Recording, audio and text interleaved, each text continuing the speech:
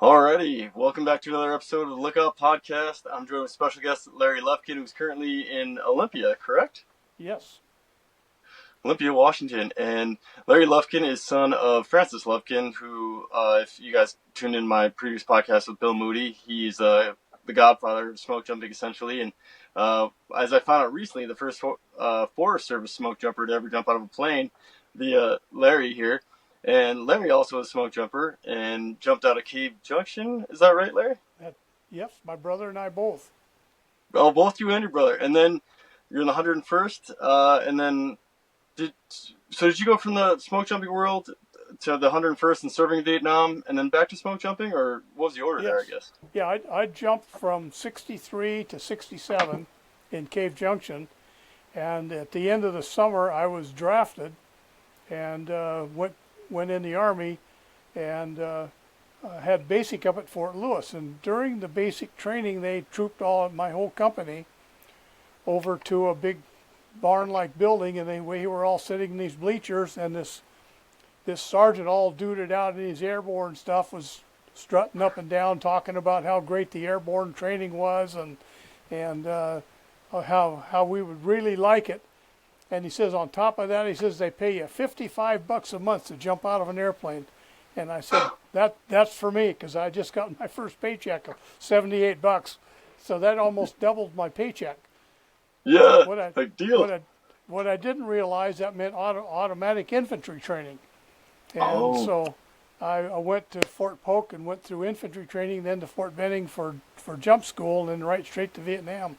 But as it turned out, I went on one patrol, and they reassigned 102 guys in my group. 100 of them went right straight to line units, and me and one other guy were assigned to the 101st Airborne Admin Company. And they made a computer data entry guy out of me. Oh, nice. But see, I had 4 years of college in computers, and I think that's one of the reasons. But it was kind of interesting in that the reason I got selected for admin company was because the guy who was cutting the orders was from Tacoma. Oh. And another guy who worked in the machines branch, they called it then, now you'd call it the computer center, was from Seattle. His name was Tom Lufkin. And he thought the two of us, being from Washington, were probably related. Of course, we weren't. But he went running over there and asking Tom if he knew me. And of course, Tom didn't know me from Adam's off Fox. And so while they were talking and they had my records there, the CO of that unit came walking up and heard him talking, and he says, "Let me see his records." And he took a look at him. Oh, so, hey, I'll send him over here. I can use another guy. So that's how I ended up in the computer center. Oh, awesome. Yeah. So yeah, what was that entailing? I guess back then, because computers are probably a bit bigger and a little bit slower, I imagine. Well, our computer was a UNIVAC. If you've ever heard of it. No, that's the first time I'm ever hearing of it. Okay, it was a UNIVAC. Actually, computers then were really just glorified card readers. And so all of our data entry was done on IBM cards. Have you seen an IBM card? It's a piece of cardboard about 8 or 9 inches long and 3 inches high. Oh. And what they do is we would write on the card, and then we would send it out to a key punch machine, and a key puncher would literally, it looks like a big typewriter, except that instead of typing letters, it punches holes in the card. Oh. So like if your name is Luke, you would hit the L button and it would go kaplunk, and it would put a punch in the number 2 line and a number 8 line for the L, and it'd put a number, punch in the number 3 line and a number 9 line for the U. If you understand what it's kind of computer, it's converting to computer language. And then then we would take literally thousands of these cards. I mean, like you're talking 2, 3, 4,000 of them, stacks of them. And we take them out, and they would sort them, and they had a big hopper on this IBM, or not IBM, the UNIVAC, and then they would punch a button, and it would feed those cards in one at a time. Oh, and then it would do whatever it's going to do with the programming inside of it. Nothing was really stored. There was no storage on them other than what they called random access memory, which was very, very small in those days. Oh, And then once they were done with it, then they would print it all back out and give it to us. And we'd get literally stacks of paper feet high. I mean, we're talking 10 feet high stacks of paper. And they would print off multiple copies, so we'd have to take and separate the copy from the carbon paper. oh And man. so, I mean, you can see where we're going with this, right?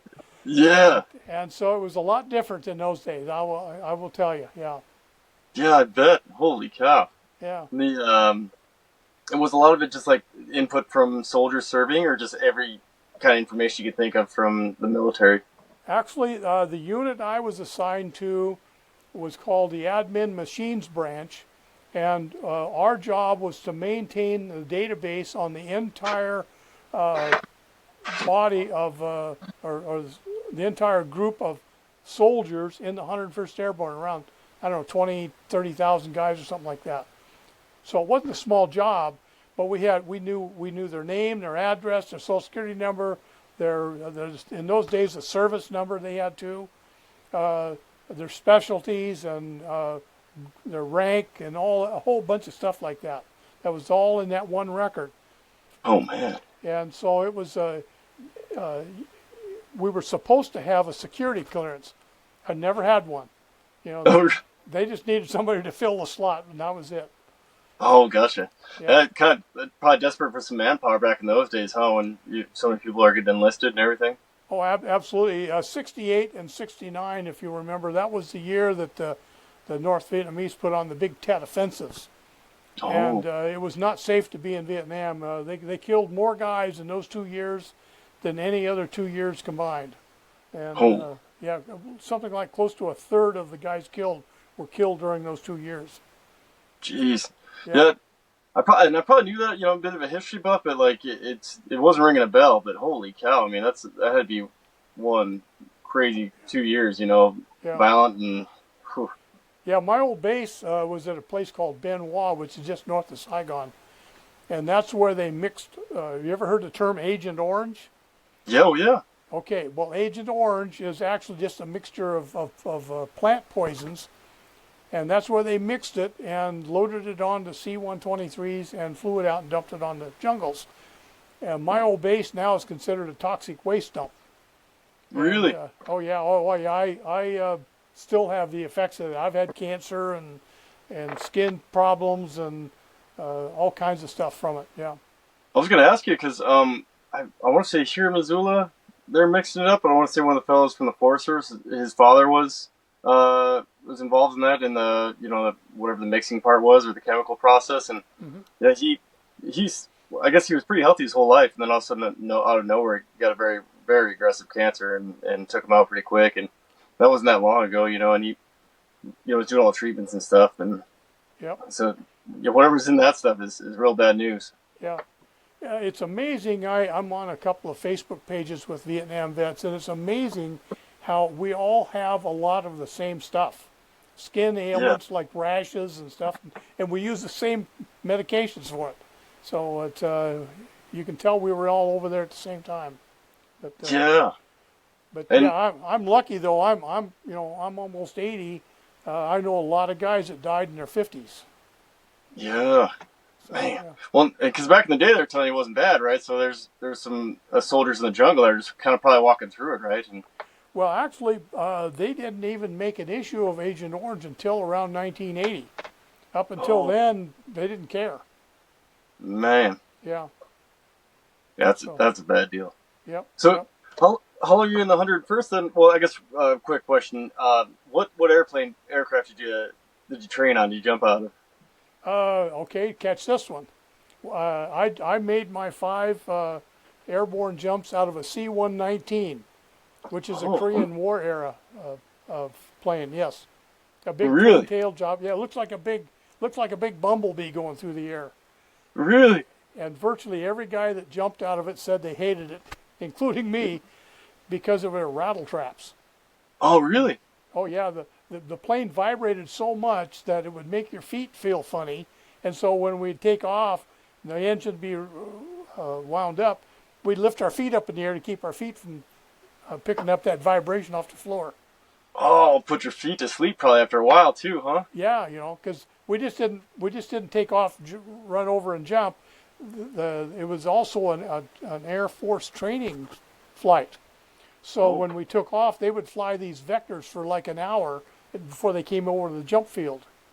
jeez. And so we'd be sitting there that whole time, and then finally they'd tell us to stand up in the whole there, and we'd line up and out the back door we'd go. They had actually it had two back doors, one on each side of the clamshell.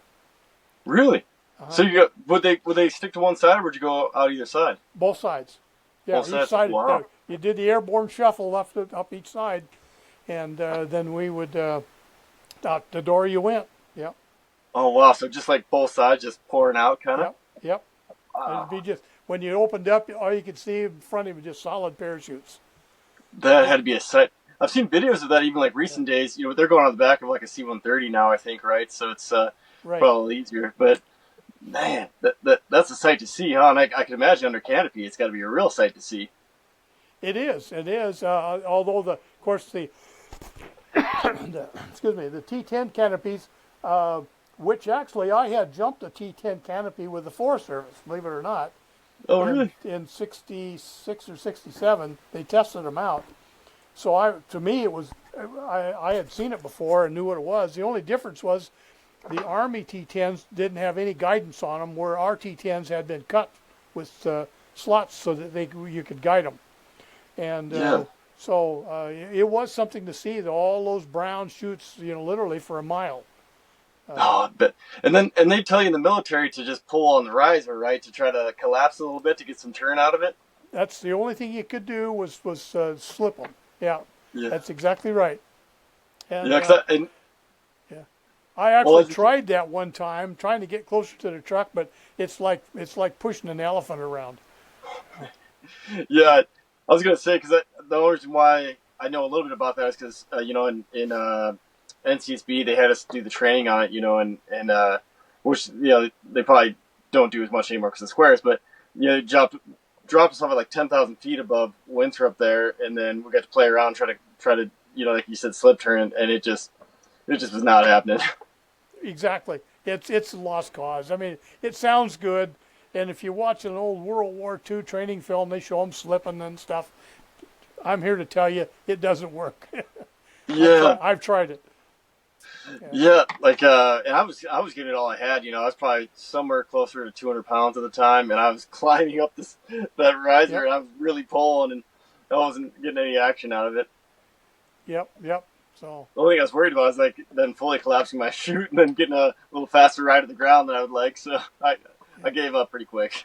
Yeah. I hear you, but So the T10 the Forest Service adopted for a second. It had the gores cut in it like you said with the toggle for turning and yeah, it was more like a seal cut, if you ever heard that term. oh They tried a number of things to try to speed up the forward speed and turn the capability of the 5A first. yeah And so we were using different stuff, and one of them I don't remember exactly, but instead of having big slots like the original 5A had, they had actually cut out parts of the canopy, and then when you pulled the guidelines, that would change that direction of those openings and hopefully speed it up a little bit as far as the turn. It did a little bit, but it really wasn't anything to squawk about.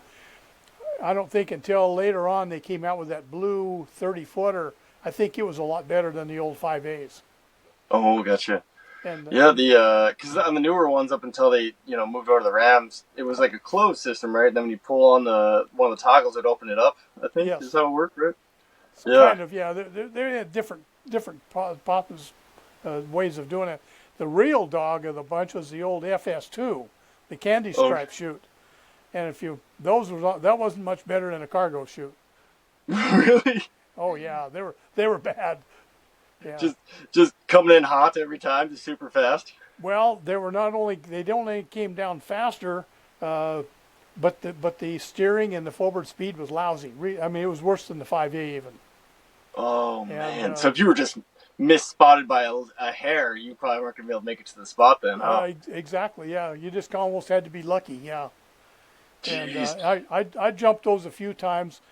My dad, who ran NCSB, was not one for throwing stuff away, and he continued to use the FS 228s, candy stripe shoots, for I don't know a couple of more, 2 or 3 more years after Jim Allen at Cave Junction had got rid of them.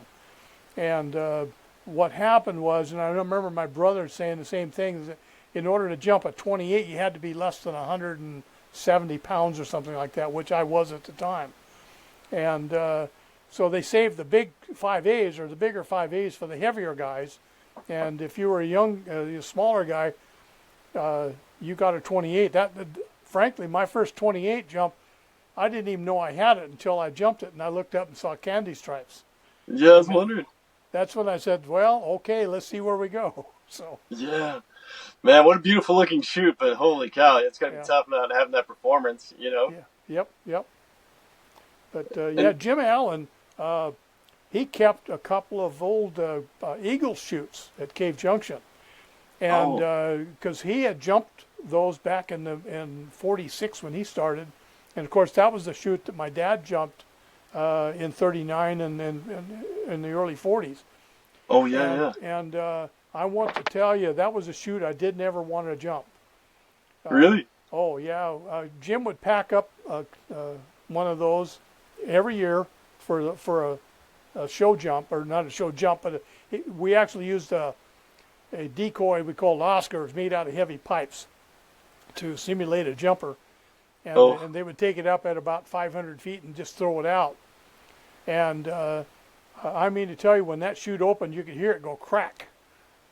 That's how fast it opened. And oh man. there were stories of guys that would black out from it and go and get back injuries and that sort of thing.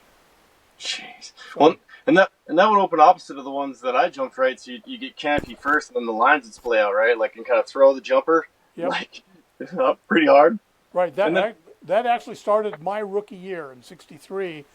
They went to what they called the deployment bag and D bag, we called them. yeah, And what happened was they would stow the lines on the backboard, and then the chute would feed into this bag, and you would stuff the chute into this bag, and tie the end of the bag closed with a brake cord, they called it, so that when you jumped out, the static line would first take all the lines and stretch them out, and then once the lines are stretched out and the static line was stretched out, it would break that brake cord and the chute would pop out. So you yeah, didn't get that chute opening first and then drop like a rock on a string. yeah. That opening shock, right? So, yeah, for folks listening or watching, I guess because listening, you probably won't understand. But yeah, like, so what Larry's saying is, if you would splay out, jumper's my left hand here, you'd splay out, and then the chute would open, and you just kind of right yourself. It was Yep. pretty gentle. I mean, I had really gentle openings, but the opposite way was the old way, like you said in those Eagles, here and then jumper, boom, like, and then what, at like 100 miles an hour or something because of whatever the plane's going, right? Whenever the plane's going, yeah. And yeah, there were back before my day. It was commonplace for jumpers, whether they were on a practice jump, fire jump, they'd come in with bruises on their shoulders. You talk to some of the really old guys, they got all kinds of stories about being how they got bruised up from those things. Man, So yeah, because tough. those cape balls sat right there on your collarbone, Oh, and when yeah. they would snap when that thing would hit, that's what caused the bruise. Oh, gotcha. Yeah, you said it like Yeah. that. I mean, it's not quite as big as my fist. I don't have anything like to show Right. people, but it's bigger than that, and it's just solid metal just sitting there. Yep. Yep. Oh, man. So Like, anyway, they were tougher. I think I was telling Bill Moody that at I'll say the 75th anniversary for smoke jumping was a few years back at hmm Missoula. Is that right, Larry? yes, Big event there. Yeah, and I met a few folks. Did you come down for that? I was not able to make that one. No. Yeah, I just caught the tail end of it because I think I was coming back from AK.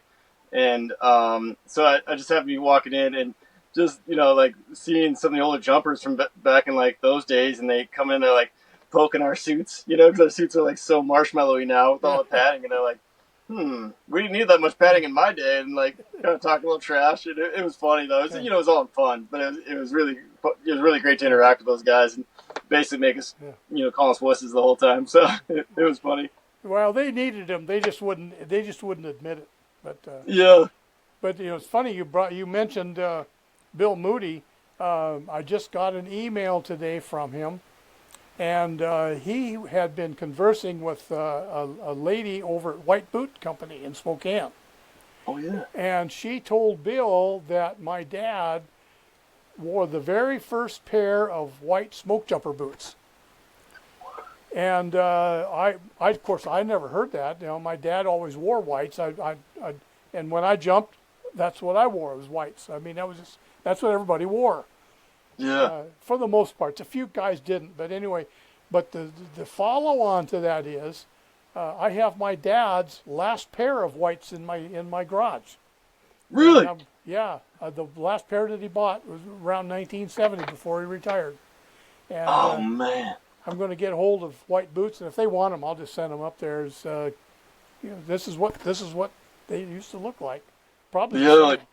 Yeah, oh yeah, I bet. Like you don't change something that works, right? If it's not broke, don't fix it. And right. yeah.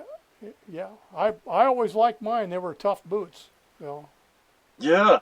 Well, and that's why they're so nice too, is because they last forever, and you can just get them resold if they get slicked off a little bit after a few seasons. Like typically like 3 or 4, and Yep, get some new soles on them and keep going. exactly. I mean, what would wear them out is the heat from the fire and the rocks, sharp rocks, would literally wear the bottoms right off of them. Yeah, totally. Like, and that kind of goes to another more recent argument when some of the bases, like Reading always require us to be boots and greens whenever we're boosting there, and our argument back was like, oh man, why can't we just be in like our PT shoes until we're actually on the first load, because less wear and tear on our boots. Right. That's what we were saying.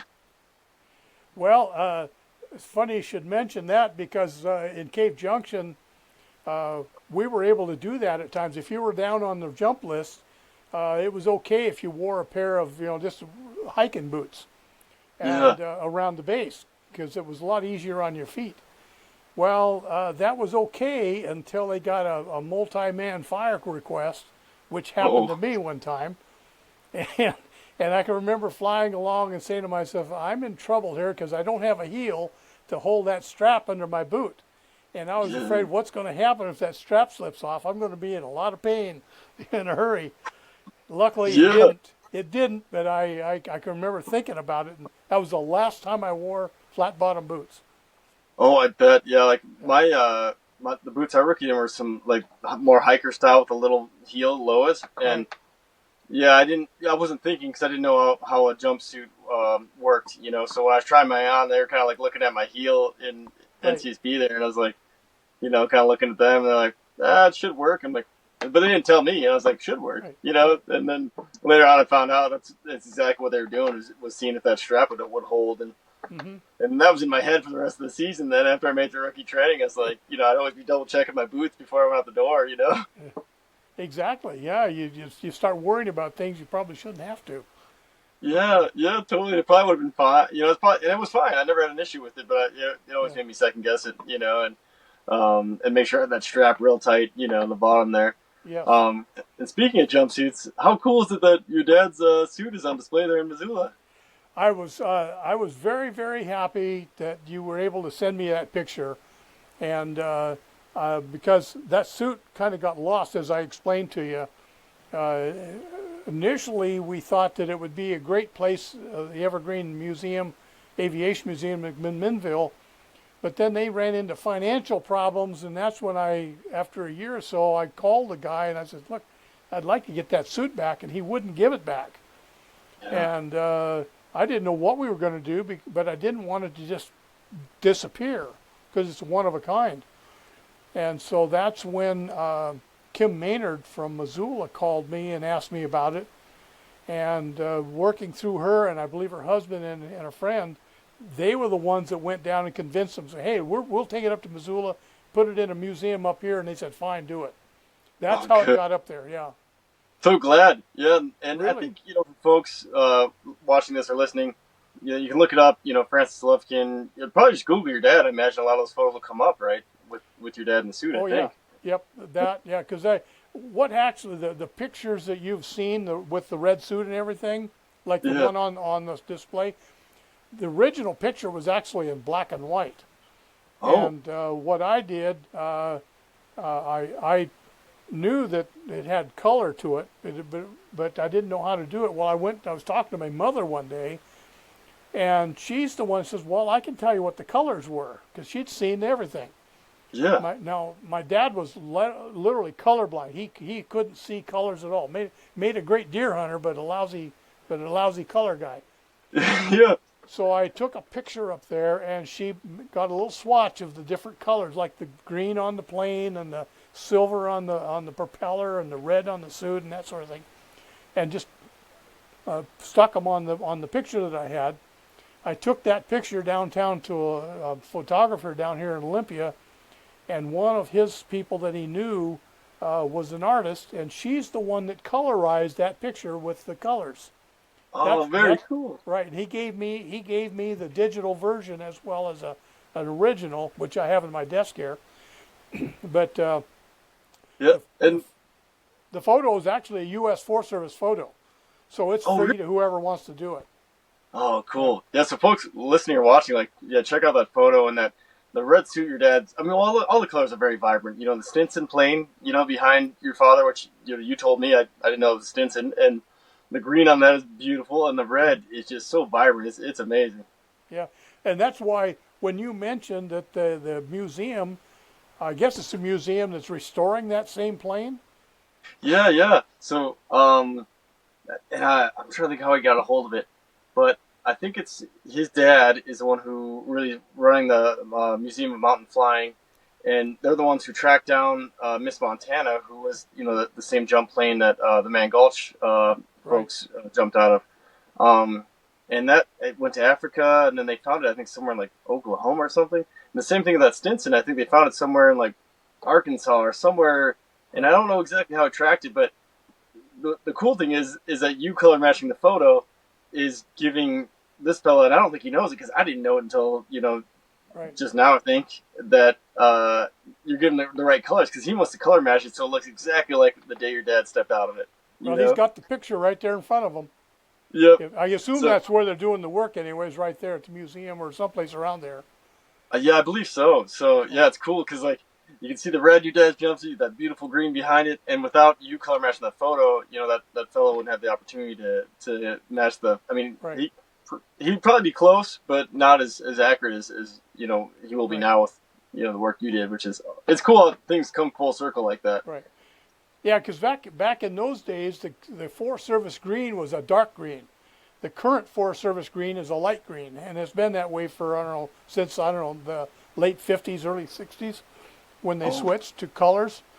And so, like if old time photos of Forest Service vehicles, they were always a dark green, and so yeah, that's why that plane probably was painted that dark green, because that was that actually makes. the Forest Service owned that plane. Oh wow, Hmm. wonder.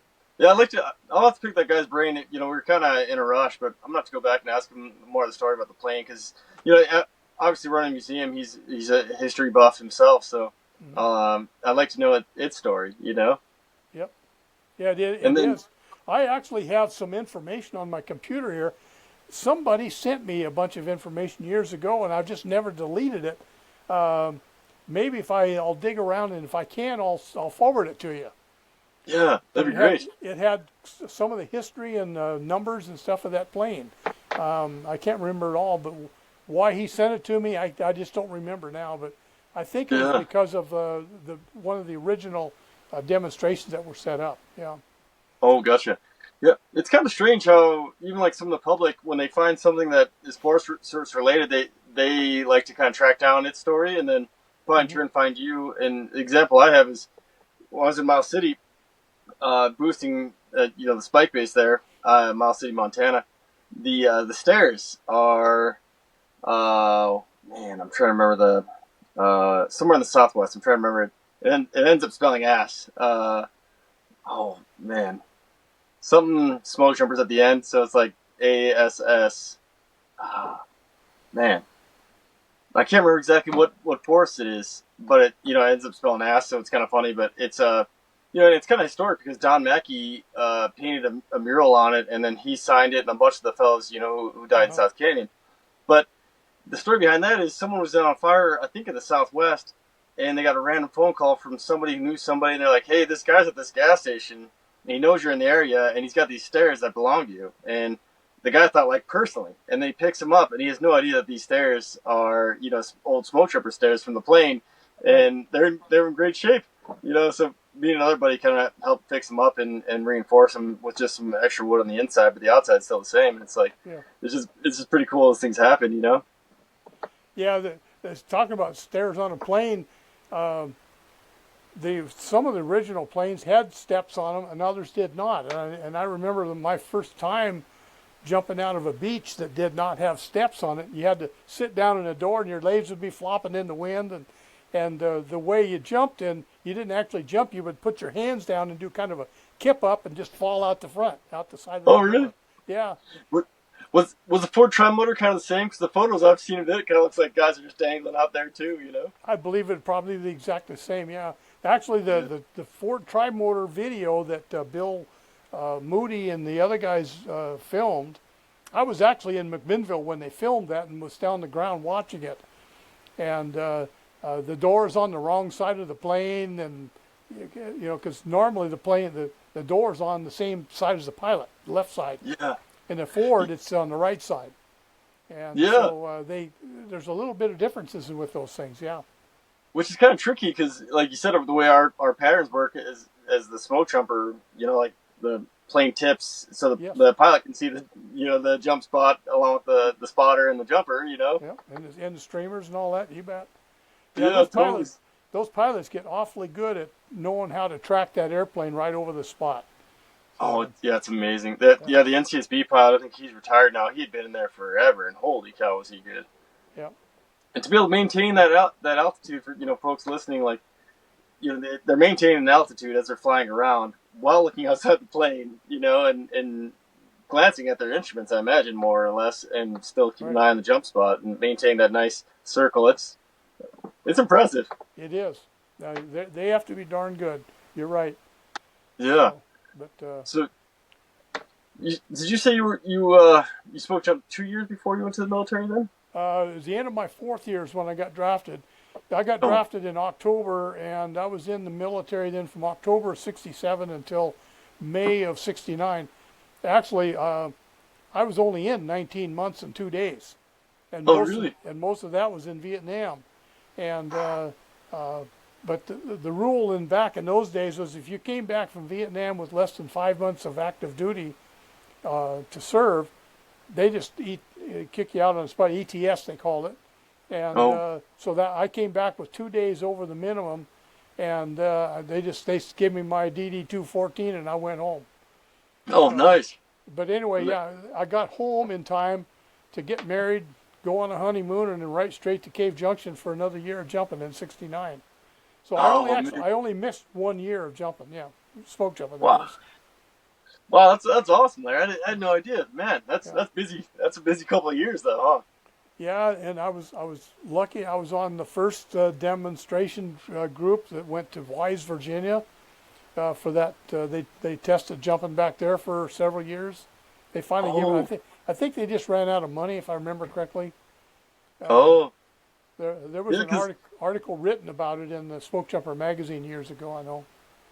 I also looked that up because I was very curious about that. Because I remember when I first got into jumping, I was like, I knew we were sending folks to the to Region 8 and to burn and stuff. I was like, I'm surprised. They have a lot of fires here and they have mountains. I wonder why there isn't a jump base. And then someone who knew a little bit told me there used to be, and he said it was Virginia, huh?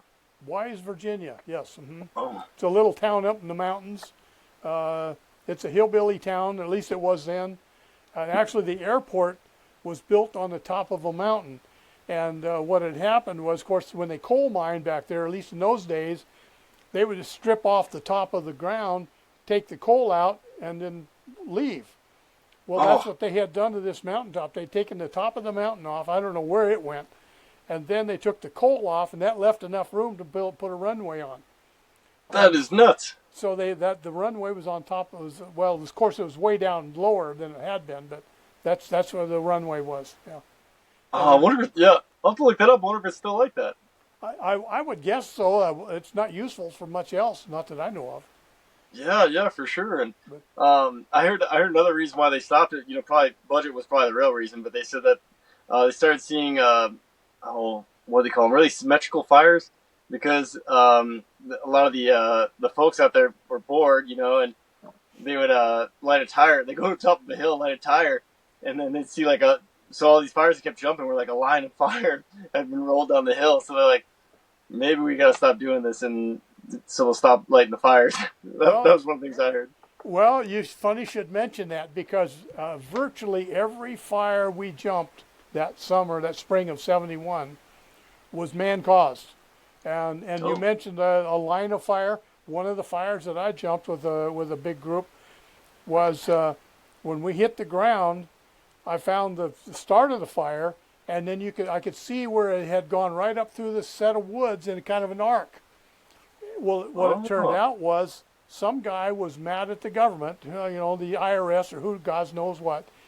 And so what he had done is he had set a whole string of explosives, and he'd tie them to a tree, walk a little ways, tie them to a tree, walk a little ways. But he set them off so that it started on the far end and came back. And so as they blew, of course, it blew a tree down and started a fire. And so that was one of the fires. Another fire, these guys were busy digging fire line, and here came these two guys running by, carrying the still. Their still had caught on fire and started the fire. Save the still. Yeah. So yeah. Man, that was so cool. Bill, you're the only person, or Bill, Larry, you're the only person I've ever met that I know of that jumped out of the East. That was really cool. Yeah, most of the guys who were back there are no longer with us, but there's a couple of us left. But so, how did that work then, Larry? Did they just take whatever base wasn't using a plane and kind of fare everything out that way, and the jumpers would drive the plane, or did you guys drive, or? Well, no, they flew us all back there.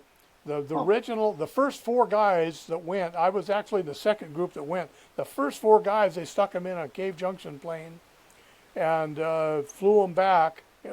Our pilot and D. Dutton, who was the Cave Junction manager at the time, he was the official spotter. And those six guys flew to Wise, Virginia, and they started having fires, so they ordered some more, and they ordered two from each base, if I remember. Two from Redmond, two from North Cascades, and two from Cave Junction. And we all, we went to Medford and flew to Portland and all the way back to Bristol, Tennessee. That's where they picked us up and drove us over to Wise. And was that like commercial then you guys flew? Yes, we flew commercial back there. Mm-hmm. Oh, gotcha. But the first guys went with the jump plane then, you said, right? Yeah, the first guys, so the plane was already there when we got there. And, gotcha. Yeah. Mm-hmm. Man. But, where'd you get, did they have bunkhouses, or did you guys just have to hotel up, or? We stayed in motels. And and being in a hillbilly town was different. I remember one night, it was a Saturday night, and we knew we had to get up early because they were talking about fires the next day. And lo and behold, some guy brings his girlfriend, and they're shacked up in the room right next to us, and they're going at it. I mean, they're having a great time in there, drinking and doing all kinds of wild stuff. Yeah. And I pounded on the wall and told him to shut up, and he just started laughing. So I got up, put my boots on, and walked out the door over to his door, and I started kicking on the door. That door was just literally bending in. And I told him if he made one more peep out of him, I was going to drag him out of there and beat the hell out of him. And boy, the rest of the night, not a peep out of him. So. Oh, that's awesome. But man, yeah, those walls probably paper thin back then, eh? Oh yeah, and you couldn't keep anything if you didn't lock it up. You didn't have it. So when we had gas for our chainsaws and stuff, somebody thought, oh, it'd be real. We didn't want to put it in the building where all of our chutes and stuff were, because if it caught on fire, we'd lose everything. Yeah. So no problem. There's a big culvert just outside the building. So they took all these cans of gas and stuck them in this culvert. And the next day they went out to get the gas cans, and they were all empty. The locals stole all the gas. Oh, it lifted it off. Oh man. Well, that, it sounds like it's still kind of similar out there in the Appalachian world. I Yeah. went to the Cherokee Hotshot Base in Unicoi, Tennessee, and they got Uh, a big old fence around that place to yeah. keep people out. Yep. It's a different lifestyle. I mean, they're nice people. You know, Oh yeah. we got along great with them. Yeah, absolutely. Yeah, they just grow up different, like Mm-hmm. and because we were talking about, even like one of the things I've been doing for work lately is going to find some dump sites, even here in the Bitterroot, and it's like some of the stuff to dump in the woods. Like, man, you could have took it to the recycling place and actually got money for it instead of just Yeah. wasting your gas and driving out in the middle of nowhere to dump it off. Like Yeah. there's this little camper and the Right. recycling place will pay you for all the metal and stuff, and then you'll actually get some money back on the deal, Yeah. But it's just what they're used to. They've always done it, Yeah. So they're going to keep going and dumping. Yeah. I remember one fire I jumped on, and uh, we had some cargo that the wind caught it and blew it like a quarter of a mile away over in some farmer's field. And so Oh, I was going to walk over there and get it and bring it back, and I saw this guy just running like mad, jumping over fences. And I think, well, that chute's gone, whatever's with it. And pretty soon here he came, he dragging that whole thing back there. He was just as happy as a clam to help us out. And oh, so, really? yeah, so we kept the chutes and the I to this day I don't remember what the cargo was, but whatever it was, he brought it back. Oh, that's really nice of him. Yeah, he's probably Yeah. happy just to help out, like you said. Yep. Such a cool experience. I was kind of hoping that, like now there's not much change in the I don't know, the fire world's so big, I guess that there's no reason to open up a jump base back there. But I was always like trying to petition to get a spike base opened up back that way. Yeah, In the they opened Appalachian. it. They opened it because they said, well, they in the spring when all the leaves are dried out, that's when they have their fire season. And then when the leaves come onto the trees, that stops all the fires, and so you don't need them anymore. So that's Yeah. why we went back there in April. And so Oh, awesome. we were there the last part of March, April, and a little bit of May before they flew us home. The fire, it just died all of a sudden. The Oh, fire really? just, Just yeah, like a green up deal and exactly. everything. Yeah. Hmm. Man. And then how long did you say that was open then? Back that way? Was it I a few think it years? was 71. I think they closed it in like 77 or 78, if I remember correctly. Oh, Like I said, if you research it on the NSA magazine, the Smokejumper magazine, D. Dutton, who was the originator of that base, and my boss at the time back then, wrote an article, quite a detailed article about how that base got set up and how long it went and when it quit and all of oh, that. cool. Are there any pictures too? Do you know? There are not many that I only have one, and that was one that was a newspaper took, and I think I just have a copy of the newspaper photo. It was me and three other guys standing in front of our plane. But Really? I'm sure other guys had pictures. I just didn't. I don't know of them. Yeah, I'll have to look up the internet. That Google's pretty impressive. They might have Right. a few photos floating around there, and then I'll also check the NSA website as well and look for that article. Maybe there's a Right. photo attached or Yeah, something. because the NSA now, it's actually a separate website, but there's a whole photo gallery of smoke jumping pictures. And my guess is if it's going to be there, that'd be probably the place I'd want to start. Oh, cool. I'll So have to check it so out. so if you go to smokejumpers.com and look up the gallery, that's probably where I would recommend you start. Already, yeah, yeah. I was kind of poking around there the other night. For some reason, it wasn't letting me re-up my membership, so I was going to try after this phone call to get it going. It might have been on my end. We had a bad storm, and our internet got shut down, and the tower seemed to be acting weird. I don't know if you heard about it, but they said, oh, I can't remember what the scale of hurricane. It was like a 2, whatever that means Uh-huh. on the hurricane scale. And because it was up on Mount Sentinel behind the University of Montana campus, they recorded I think 109-mile-an-hour wind yesterday, like sustained wind. Wow, So that yeah, that's a heavy duty wind. it was heavy. Yeah, they over 100 trees on one of the golf courses, or maybe both the golf courses combined, it got uprooted, and Yep. a bunch of people had power out, and we had power out until uh, early this morning, and then it took us a while to get our water back because we're tied in with the neighbors. But yeah, so Wow. exciting days in Montana. Um, but I can't remember what I was telling you about the wind, but So, what year did you retire then? How long did you smoke jump? I left smoke jumping in the spring of '71, and quite frankly, I had my degree in accounting. It was never my intent to stay smoke jumping that many years. Usually, the guys that smoke jumped more than 3 or 4 years were all school teachers. That's Oh, Bill Moody was that, and John Gordon and Ash Court and a bunch of those guys. They were all school teachers, and so they would teach school in the winter and jump in the summer. So they had a lot more years than most. In my case, at the end of my fourth year of college, I was like 6 hours short of my 4 year degree, which meant I had to go back. When I came back from Vietnam, I had to go back to school and get those 6 hours. But by the time I came back, those six had turned it into 12, which forced me to take 2 semesters instead of one. And so I jumped the summer of '70, the '69 and '70, and then in the spring of '71 I got my degree, and I was just kind of sitting around. And the Forest Service I found was just extremely low paid, yeah, and so I was a GS7 squad leader, and yet the best they could offer me was a GS5 business clerk with no advancement, and I was not happy at all. But anyway, what happened was in like May, I think it was, of '71, we were taken down to a fire in Northern California, and the wind was just horrendous. And in order to get us far away from the fire so we didn't get blown in the fire, we had to go 2 miles down the canyon. oh, And but they insisted we were going to go in there, so we jumped. And one of the guys hit a tree so hard he knocked the top out of the tree and just screwed up his knee. Something fierce broke his leg. oh, And some other guy was wandering around, so we picked him up and we walked the 2 miles into the fire and fought the fire. But anyway, when I got home to Cave Junction, I told my wife, the first outfit that offers me a job, I'm gone. And 3 weeks later, I was gone.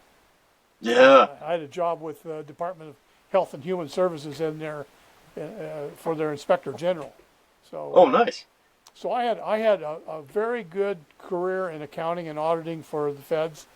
I worked 29 years in that era before I finally decided I'd had enough of the federal government and retired for good. Yeah, yeah. I think that's. I was just talking about that someone recently. I think you just kind of, yeah, like at least I'm getting towards the end of my career. I think I got like 17 years in now, and you start to feel kind of, I don't know, like a restlessness. It's like I'm ready to move on. Well, that's exactly right. I actually took a class years ago from a guy who was a contract course instructor for the feds, and I forget what the class was, but this guy had been a Lutheran minister and a psychologist for a company or a hospital, and then he had gone into private consulting, teaching classes, and his comment was, "Yeah, a person ought to change jobs every 10 years," and that's what he'd done. Yeah, And I always remembered that, and I said, that sounds, because it keeps life interesting. it does. Yeah, and that kind of makes sense. Like I got forced out of jumping help for health reasons, but also I was kind of ready for a new challenge. So spring of '18 was my last season as a smoke jumper. So not really even a season, just like Right. last spring as a smoke jumper. And yeah, it was kind of refreshing to try something else. I'd done it for five seasons or 5 years at that point, and been in the wildland fire scene for like 15 years, I guess at that point, Right. So Exactly. um, Well, yeah, and you probably jumped with Bob Rosenthal up at North Cascades, yes, and sir. he's now a dentist. He owns his own dentist shop in Twist. Yeah, So and Larry, I've been having this conversation with a lot of folks lately, and probably because of the podcast, but like I think, well, I'm the union, because like we're really good at downplaying ourselves as wildland firefighters, but and we don't look as clean cut, especially the pictures. It's always like beards and soot and yeah, dirty pants and dirty yellows, and versus like you see the structure fire folks, because that's always what we're compared to, and it's is like more clean cut, So I think sometimes I think we're undereducated, and it's like, wow, I mean, some of the biggest brains I've ever met in my life were on the fire line, especially like Rosenthal. Yes, exactly. And I know my dad used to keep track of a lot of the old jumpers. I think I mentioned before the one guy who was a 747 pilot would, whenever he flew over that area, he would call down and talk to Dad on the radio, and they'd chit chat for a couple of minutes till he got out of range. And my dad had a tremendous memory for jumpers and their names. Oh yeah, he was the guy that did X or whatever, And Yeah. What a yeah, he compliment too. The fella. He's still had that soft spot. Like in his heart for the jump base, and still would radio in every chance he had as he's coming over. And I mean, that is very cool. well, it is, and what most jumpers never knew about my dad was that he had a very traumatic upbringing. Uh, and my granddad, I never met my granddad.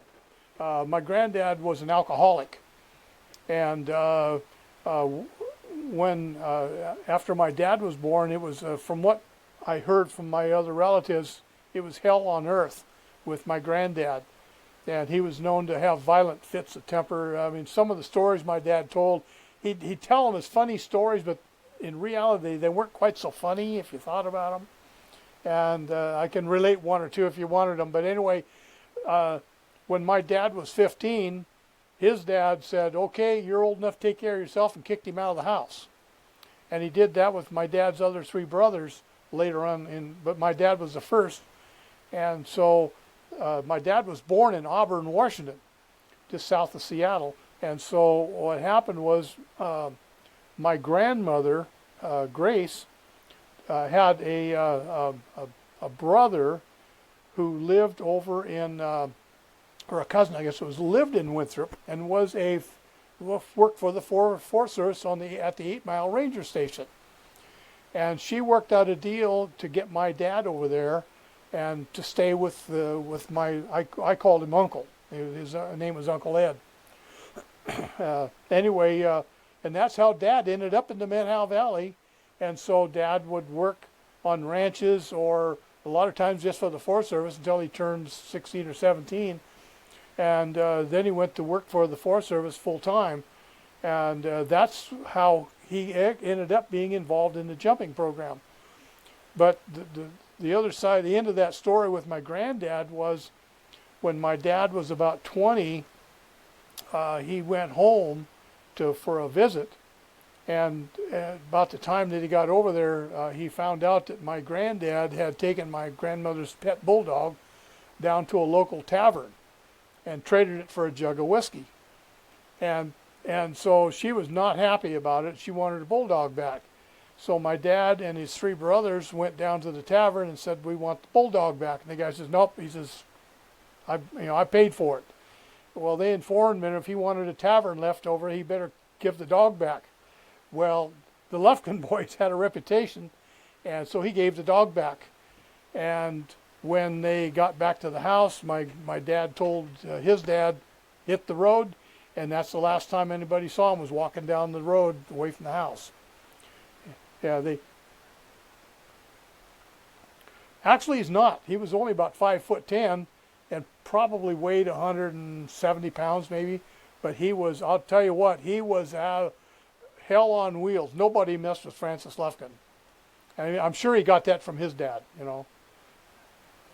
Yeah. Yeah, and because I've had other old-time jumpers tell me stories about, Dad. And in his young years, he was actually a pretty good drinker himself until my mother put a stop to it. And she'd had enough of that drinking, and he wanted to stay married, and so he quit drinking.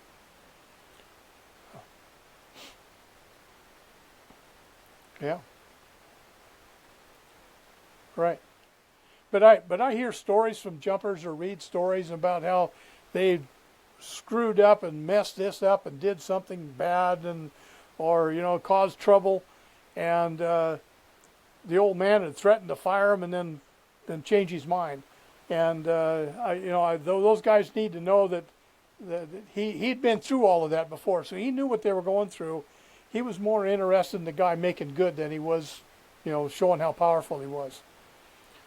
So, matter of fact, matter of fact, Jim Allen, my boss, and Jim had worked for Dad for like 8 years, told me one time in later years, he says if your dad had one fault was he wouldn't fire anybody.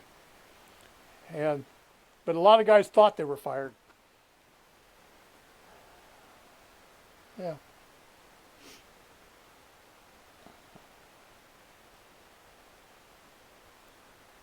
Right.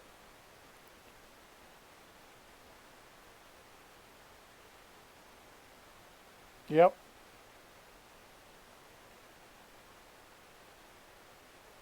Yeah. Well, he had a ferocious reputation, and they were scared of him. But I'll tell you, my brothers and I were scared of him too. The only kid who never got a licking in our family is my sister, and oh yeah, she came close a couple times, but my dad just didn't have the heart to give my sister a spanking. But us boys did. Yeah.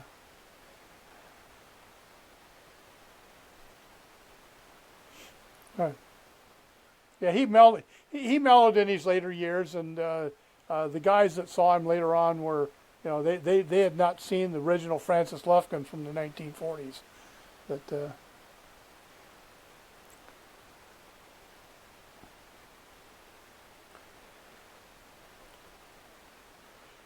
well, so yes and no. He was a legend in his own time. I think he knew it, but he didn't play the game. He let other people talk about him rather. He didn't go around bragging or anything like that. If they wanted to talk about it, he'd talk about it. But he was not one for blowing his own horn at all. And as a matter of fact, one thing that I always noted whenever I visited him up there when I'd be in Winthrop on fire duty, one of the things that I noted. Are you still there? I've lost you.